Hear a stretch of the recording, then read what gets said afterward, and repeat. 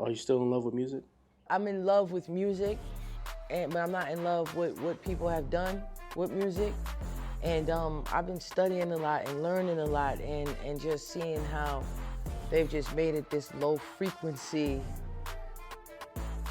trash can, you know, and they lowered the vibration. So it's like I love what music is supposed to do for people, just not the state it's in right now. And that, well, the latter part seems to be the industry, right? The business of it. Malik, it's so nasty out here because it's like I was telling my girl the other day, like, which fight do you fight? You know? So it's like, do I come and talk to my people and I say, hey guys, we gotta stop rapping about this kind of stuff, because you have the people who are cutting the checks, and those are the people who push that out to the people. So then you go, we gotta go fight them, and then, you know, everybody gotta start fighting the power together. So it's like, where do you start? Where do you start? With the people. You gotta talk to the people. But I mean, I don't know who's gonna listen. That's my only thing. Because if you're doing the history from Jesus to Huey to Nipsey, you can stand on your soapbox. Is the people gonna listen? You get what I'm saying? I love the new day and the new era where as people, I don't know, it's like a yin and a yang. People are awakening more, and you know, there's more consciousness, I guess, for the most part because social media. But there's a lot of us showing our ass. I don't know, Malik, man. You know.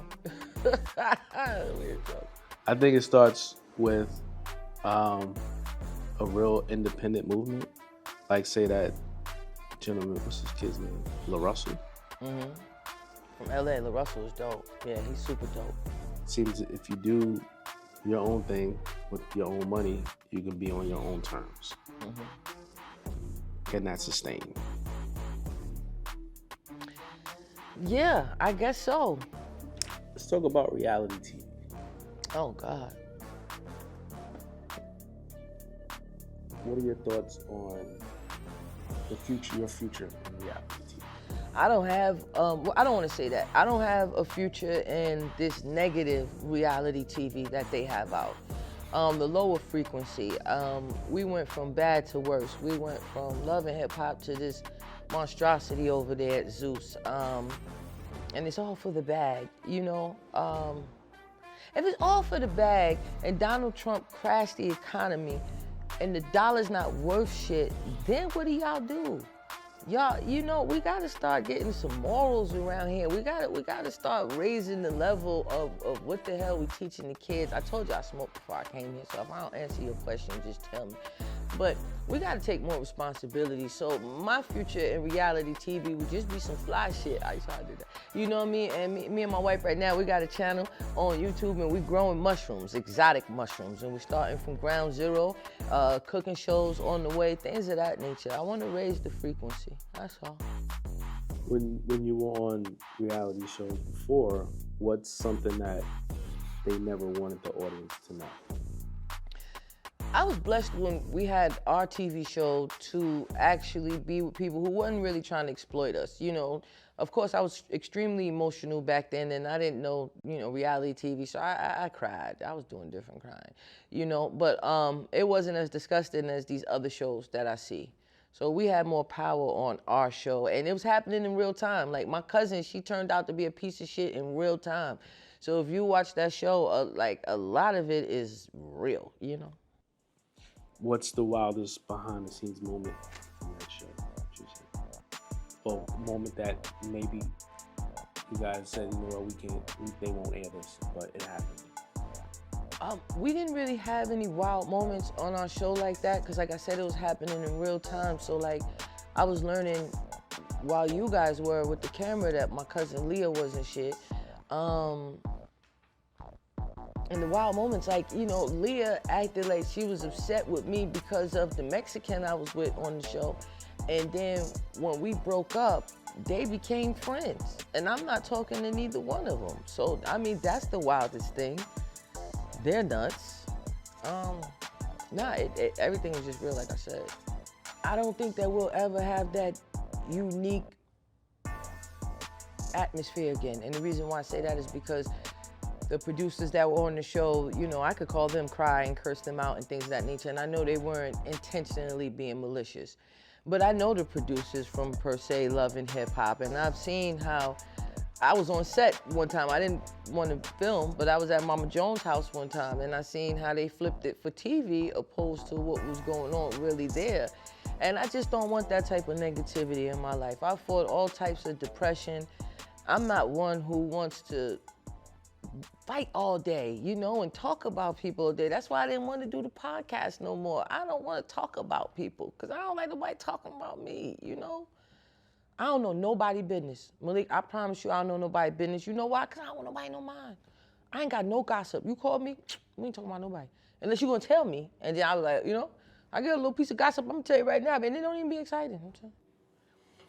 Well, I mean, that's the thing with reality television. Everybody knows all your business. I ain't with it. So you're not with reality anymore. Well, I'm not with the negative, that type of reality where I gotta fight somebody else and argue. And I just feel bad for people who have that type of negativity circling their life. Like right now, man, DC is destroying Yancey. You know, he sounds like an older, educated creep. He sounds a little, say truth, these little recorded TV, like. But I mean, the way he embarrassing her. I mean, you probably didn't hear it. He telling the young lady, he's like, yeah, you know, I want to kiss you in the same places, you know, in the exact same places. And I'm on the phone as you rubbing off right now, and you don't know about voice notes. I couldn't have nobody embarrass me like that. I'm going to jail. I mean, you know, sometimes on these shows, you know, the producers do influence certain behavior for script, no? But do you think that what's going on there is like genuine? I always been a firm believer, like, you know, you can even play around, but once you let the devil in, he's in. When I was younger, my homeboy, him and his wife was bad as hell. Bad, green eyes and all this, you know, they was in. That look that was in back then. They would have threesomes, you know? And I always was like, nah, that's not fly. Even though it's fly for the moment, you letting the devil in. So of course y'all think y'all having a good time, but that ain't all. Y'all think at that time when you let the devil in that it's innocent and it's cool and it just, you know, takes over. So with the reality TV, even if you doing that for the script and just for a check, like, that's disgusting. I mean, that's y'all thing, so I can't. Whoever the people is that's doing that for a check, you know, some people I know should be medicated, like Erica Mena. It's not funny. That girl really have mental issues, and y'all, you know, y'all exploiting that. There's people who really need to see somebody. The whole cast of the baddies, everybody needs to see somebody. Think about it. Maybe there needs to be an after show with a therapist. I don't know, man. The girl wasn't fighting enough or something, and she was gonna get kicked off the show. So then she came back in and fighting more people. It's like, it's not even WWF. It's not. They don't even really have storylines on Zeus no more. It's just, I got beef with people. It's Jesus. I mean, that network seemed to just make a huge leap so quick. Yeah, because Love and Hip Hop fell off. Mona started getting focused on other things. The bag got big, you know. I'll just go that far. I do know a little people business. I know a little bit, you know. And then Mona and them, they fell off, you know. And then Zeus picked up where they dumped it in the dumpster. Do you still watch anything from... I've never watched reality TV. I barely watched the show I did. I'm not into that. From the real world, all that. Like, I don't watch that stuff. I can't. I did the music for Real Housewives of Atlanta for 5-6 years. Nope. How you know your music is on there? We got a cue sheet. And all the producers and everybody whose music I got put on, they would tag me, the video come on, or somebody say, I heard your song last night.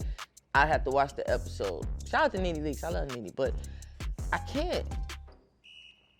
That's just me, though. The battle rap scene is a mess. Shout out to the battle rap scene right now. My wife is more into it than I am. I'm not gonna tell y'all the battle she thought that I lost. It's mad funny dating like somebody like, it's so funny. But no, I love her. But I'll put my order. But the battle rap scene, You know, it's funny, right? Because at first it was just Smack dominating, you know, and then I loved how Queen of the Ring came in. And I loved how they brought an element to the culture that just wasn't there, you know. But Babs and Debo, they suckers, and they lost it, you know. Babs started losing her mind when Chrome 23 came out, so she couldn't even really focus on what's going over there. Plus, a lot of the battle rap bitches, y'all are nuts. I do understand Babs. It was a lot to deal with. Debo, you know, he's a dick rider, so he's at everybody's battle acting like, slow it down, and it's very disheartening. Like, I don't know when the last time Queen of Me. So that whole element is gone. And then Chrome 23, I guess, you know, she came in with the intentions of going off, you know, she said it with the female rappers. But what happened was they weren't bringing in the money, you know? And then you banked on the horsehead tall girl, you know? So she couldn't really, I don't, okay? Please. If a bus hit her, okay?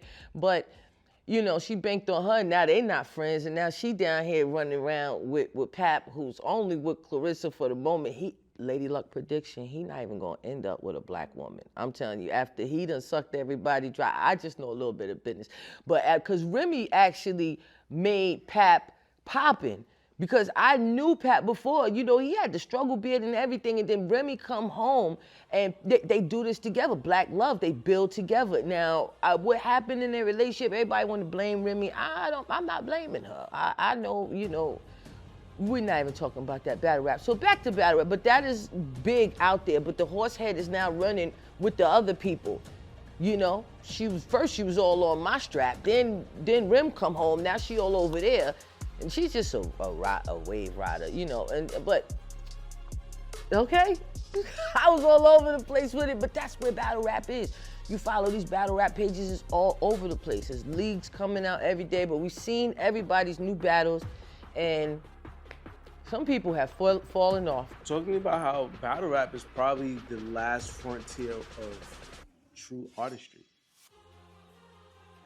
Right? There's no... What I appreciate about battle rap is that everybody is still hungry when it comes to lyricism. Like, you could sit there and watch some lyricism, but I'm not gonna lie to you.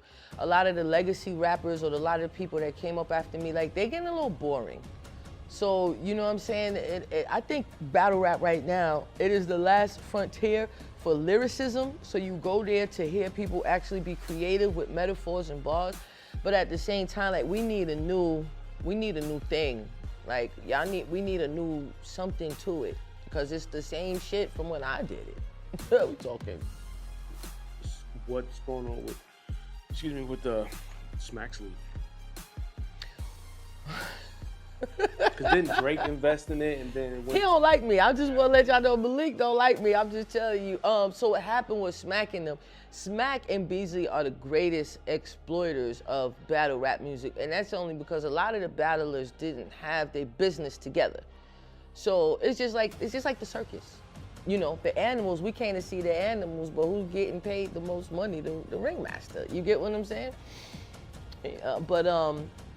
Smacking them, they went over there. A lot of people, it's not my opinion, I done said it was my opinion before, and you know, smacking them.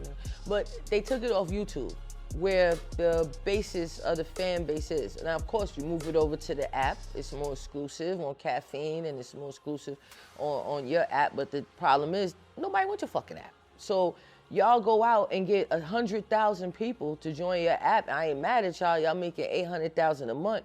But and you're able to pay the battle rappers more money now, but they're losing their fame. So a lot of the star power, so a lot of the new rappers that are really fire, we don't know about them because I can't send you a link and be like, yo, check this nigga out. Or I can't repost the clip, yo, you know, and then Caffeine probably lost a lot of money. And now they just back to the app. And Smacking them is like slowly and surely coming back to YouTube. But a lot of these new leagues is eating them up, pause.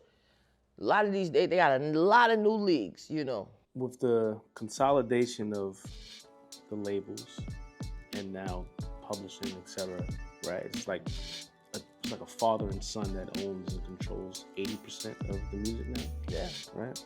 How do you feel about who's really running the industry behind the scenes? I don't know if you like me or not, Malik, because I don't know if you want me to get. Like, I'm questioning, was this really a good idea now? Because because what do you mean, how do I feel about them running 80% of the music industry, and then on top of that, they're eating up all of the independent labels.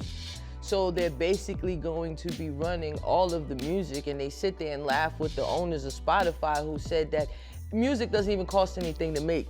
Yeah, because you guys are sitting here making AI music and putting it into the playlist, and y'all gonna get even richer now. So how do I feel about it? I told y'all about the soapbox.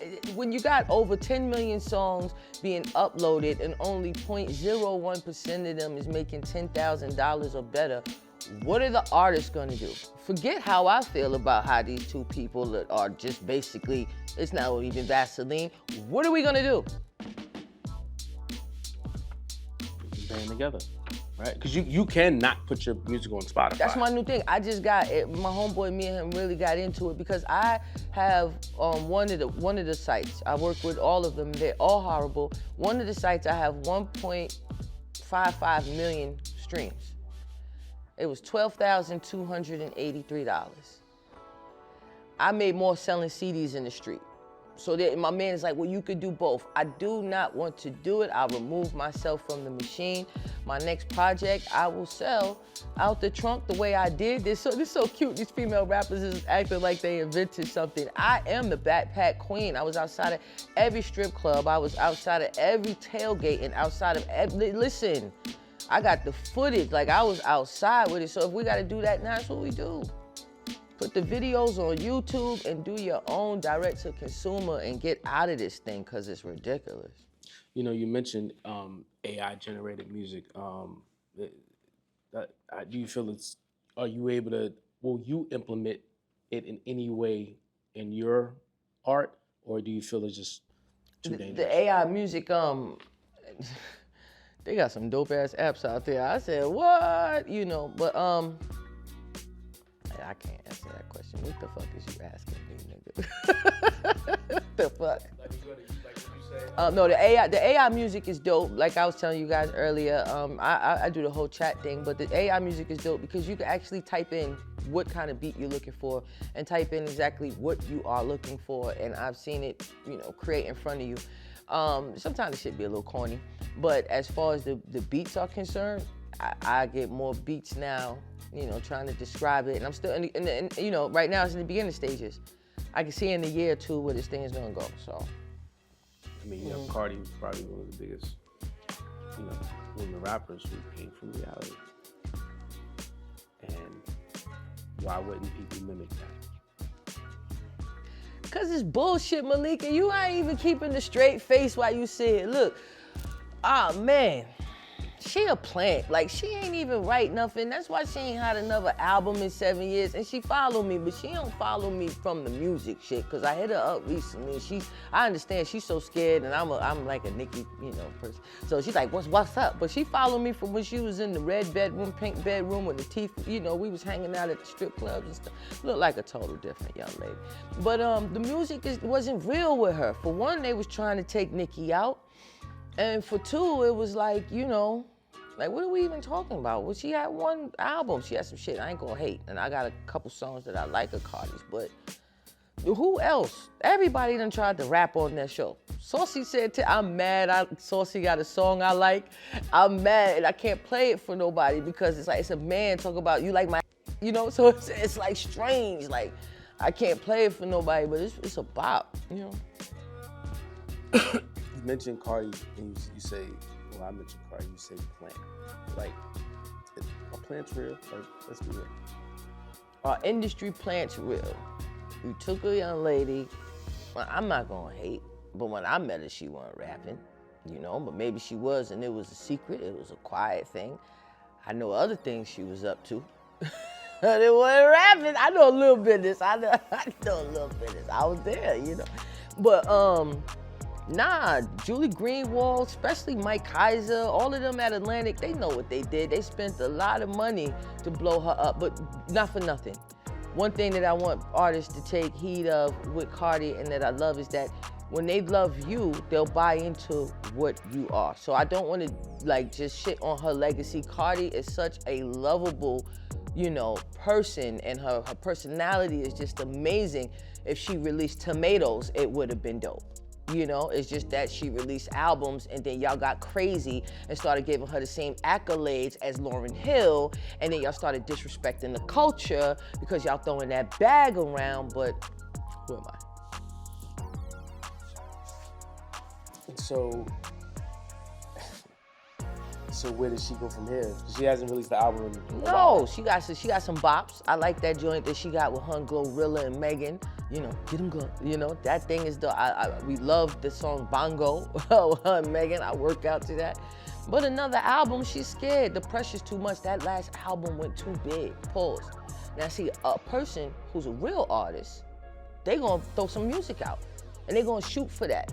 But who here faking the funk? You know what I'm saying? A Dolomite, you know, somebody who not really here for, you're terrified. You ain't gonna release nothing, and your label, they feeling the same way as you. You know there were accusations that Doechii was a fan. Because she came from content creation and then jumped over to making music. Are they still trying to take Nicki out? Are you trying to get me taken out? That's what I want to know, because you are asking, do you ask everybody this line of questioning? What is this show called? The Assassin? What is this? Do you provide Secret Service after this? Okay, I don't know about Doechii. I know she blew up crazy after the Kendrick thing. Now, I would say that, you know, me personally, Ice Spice and Sexy Red, I would feel be more industry plant than her, you know? Because if you're gonna say that, then you gotta say the thing for Doja Cat. Doja Cat came from, a lot of people nowadays is coming from social media and content, right? No, I stopped giving a long time ago, honestly, because it's in all of our faces. So man.